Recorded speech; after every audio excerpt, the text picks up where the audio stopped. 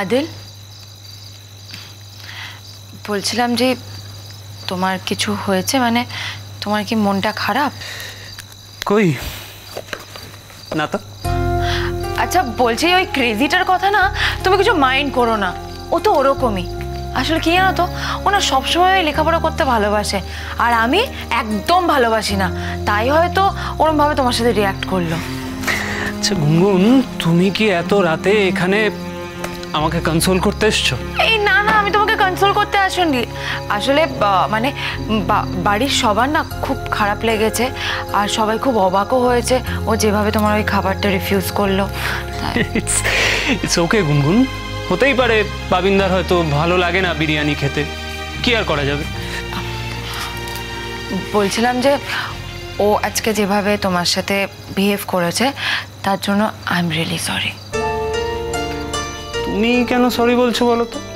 আচ্ছা দেখো, তুমি একজন আলাদা মানুষ, বাবিন্দা একজন আলাদা মানুষ, তো ওর হয়ে তুমি কেন সরি বলবে? আসলে কি হয়েছে জানো তো, ও তো ঠিকমতো জানে না যে তুমি আসলে কে, তোমার আসল পরিচয়টা কি, তাই হয়তো। আর জানলে? জানলে কি হতো? দেখো গুনগুন, আমি যে পরিচয়টা নিয়ে এখানে এসেছি সেই পরিচয়টা যদি আমার মাথার পিছনে না থাকতো, ধরো একজন সাধারণ মানুষ হয়েই আমি তোমাদের বাড়িতে এলাম অ্যাজ আ গেস্ট, তাহলেও কি এইভাবে আমার সাথে ব্যবহার করা উচিত? না, আমি বাবিন্দাকে কোনো দোষ দিচ্ছি না, এমনি মানে জাস্ট মনে হলো এই কথাটা, তাই। তুমি কি খুব রেগে আছো? আরে রাখতে যাবো কেন বলো তো, আর এমনিতেই তো আমি এই বাড়িতে আর কয়েকটা দিন মাত্র আছি, তাই ভাবছি যে ফেরার টিকিটটা একটু আগে ভাগে করিয়ে নিই। এইটা তুমি একদম করতে যেও না। তুমি যদি আগে চলে যাও তাহলে কিন্তু বাড়ির সবকটা মানুষকে ইনসাল্ট করা হবে, আর পটকাকে ছোট করা হবে। পটকা তোমাকে কতটা ভালোবাসে বলো তো, আজকে তুমি যদি আগে চলে যাও তাহলে পটকার কতটা মন খারাপ হবে বলো তো। এ গুনগুন, আমরা তো এখানে চলেই আসছি, কয়েকদিনের মধ্যেই শিফট করে যাব, তখন তো দেখা হবেই। তুমি চলে এসো না আমাদের বাড়িতে, সবাইকে নিয়ে তুমি এসো। সবাই আসতে পারবে কিনা আমি জানি না, আসলে পটকা তো কাউকে বলতে চাইছে না। আমি বললাম যে অন্তত দাদা ভাই আর বৌদি ভাইকে বলে দিই, কিন্তু পটকা তাতেও বলো এক্ষুনি থাক। দেখো গুনগুন, সেদিন যা হয়েছে আমি তো তার জন্য দায়ী নই, আমি তো সেই সময় ছিলামও না। তোমার কিসের দায়? তোমার কেন দায় হতে যাবে বলো তো? আর তুমি তো নিজেও দেখছো জ্যাঠাই আর বড় মাও কিন্তু তোমাকে একটু একটু করে ভালোবাসতে শুরু করেছে। সেটা হয়তো আমি আদিল বলে বাসছে, সত্যি পরিচয়টা জানলে হয়তো আমাকেও দূর করে দিতেন ওনারা।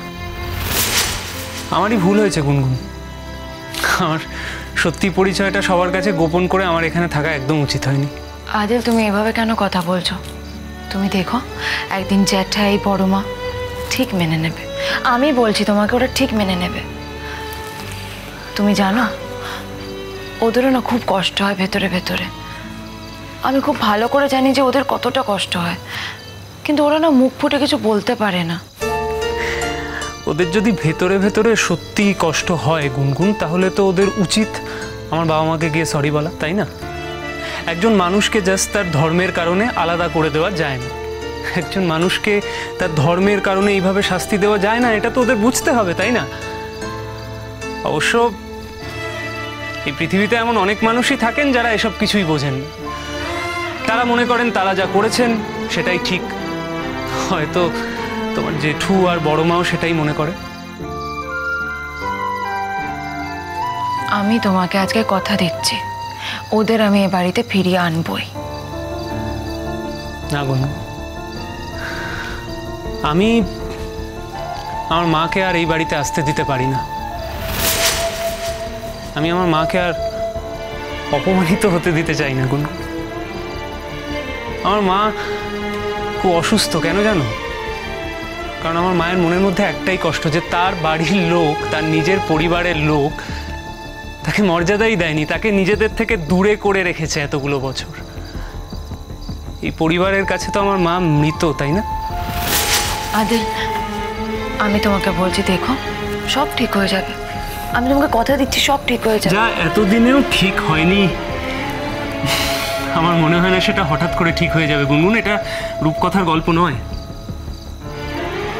আমি বুঝতে পারছি তুমি রাগ করেছো, আর তুমি আজকে এত কথা বলছো কারণ এই ক্রেজিটা তোমাকে ইনসাল্ট করেছে, তাই না? হ্যাঁ, এই কথাটা ঠিক যে বাবিনদা আজকে আমার সাথে একটু রুডলি কথা বলেছে, কিন্তু আমার মনে হয় ব্যাপারটা অত সহজ নয়, জানো তো।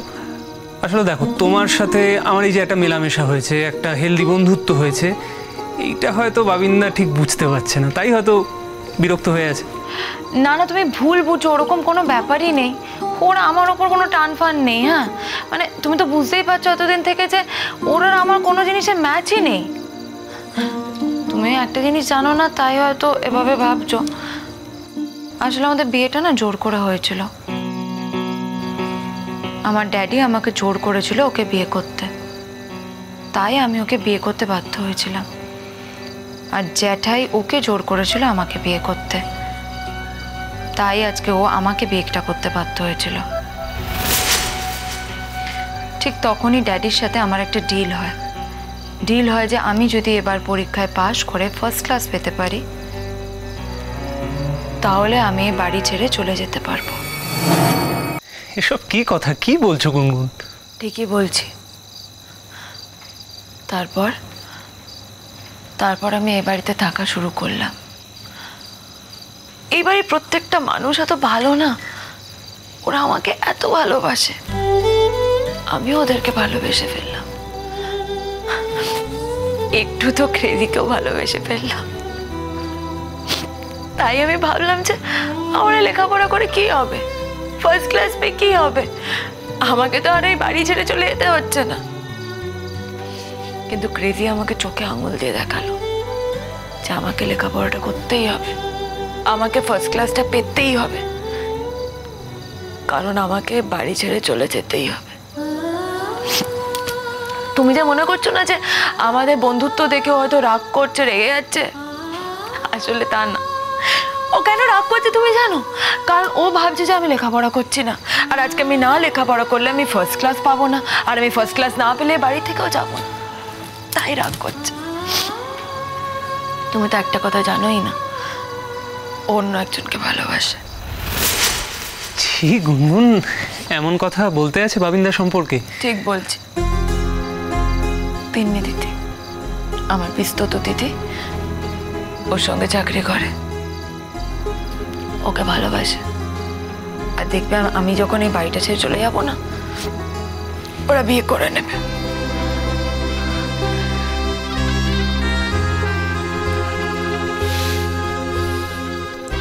এগুলো কি বাচ্চাদের মতো ভুলভাল কথা বলো তো? বলছি, ঠিক বলছি। তাই তো এখন আমি প্রাণপণ চেষ্টা করছি যাতে আমি ভালো করে লেখাপড়া করে ফার্স্ট ক্লাস পেয়ে বাড়ি থেকে চলে যাই।